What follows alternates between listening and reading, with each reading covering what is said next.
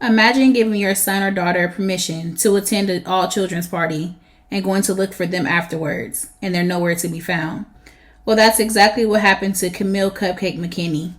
On October 12, 2019, Camille McKinney, a 3-year-old girl, went missing in Tom Brown Village housing projects in the Avondale neighborhood in Birmingham, Alabama. According to the law enforcement agency, Camille was last seen at 8:30 p.m. and may have been taken by two corporates in a blue-colored SUV type of vehicle. On October 12, 2019, Camille was last seen playing with children in the neighborhood.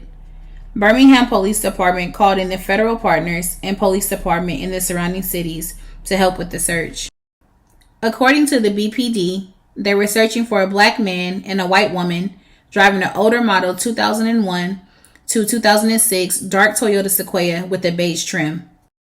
The day after McKinney's disappearance, Camille's father Dominic McKinney spoke about why he called her Cupcake.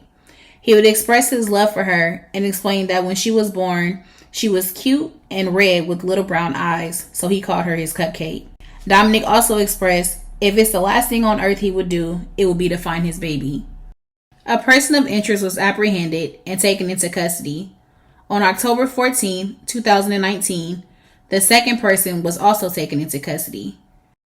A press conference was held stating that the Toyota Sequoia was found near Center Point and the two individuals were taken into custody for questioning.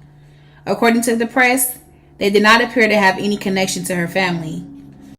October 15, the two names of the suspects were released. 39-year-old Patrick Devon Stallworth and 29-year-old Derek Arisha Brown will be arrested. In 2018, Brown's past will be brought up, stating she was involved in a kidnapping case after she took her 3 children from a foster home at gunpoint after losing custody.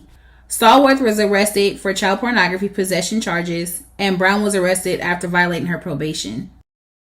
On October 16th, the BPD police will get a tip that Cupcake was being held at an apartment complex in the 2700 block of Jefferson Avenue.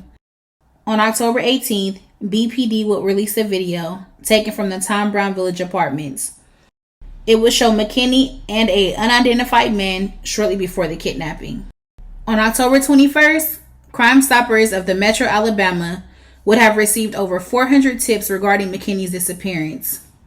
Finally, October 22nd, BPD Chief Patrick Smith confirmed that McKinney's remains are believed to have been found in a dumpster at the Center Point apartment building, where both Stallworth and Brown were previously arrested. Chief Smith announced that kidnapping and capital murder charges would be filed against both Brown and Stallworth.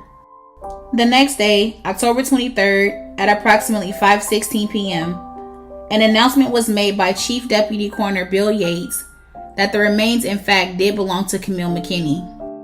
October 25th, the medical examiner stated that the cause of death was believed to be asphyxiation and that she actually died on October the 12th. Camille McKinney will be laid to rest on October 27, 2019 at the New Beginnings Christian Ministry. December 10th, there will be a hearing and a timeline given of McKinney's abduction and murder. The prosecution will describe how McKinney would have meth and a sedative drug called trazodone in her system. They would also explain that the evidence shows a mixture of McKinney's blood and DNA on a mattress at the apartment the suspects were staying in at the time. A federal jury convicted Patrick Stallworth guilty of kidnapping and conspiracy to kidnap a minor. Stallworth's conviction came after a week-long trial where prosecutors brought up testimony and footage of Stallworth admitting that he and Brown both kidnapped McKinney. However, Stallworth blamed Brown for McKinney's death. Prosecutors showed the jury text messages that Stallworth sent to the family saying that he was sorry for what he had done and that it was an accident. Stallworth and Brown both were facing capital murder charges in Jefferson County Criminal Court. Brown's federal case has not gone to trial yet. Stallworth is also facing possession of child pornography and possession of child pornography with the intent to distribute in an unrelated case. As of today, these cases are still being taken to court, and as of now, justice has not been served. We will continue to update the public on this matter. Just giving my final thoughts. People's favorite saying is that it takes a village to raise a child. But what happens when you think you can trust a village and your soldiers don't stand in line to protect our babies.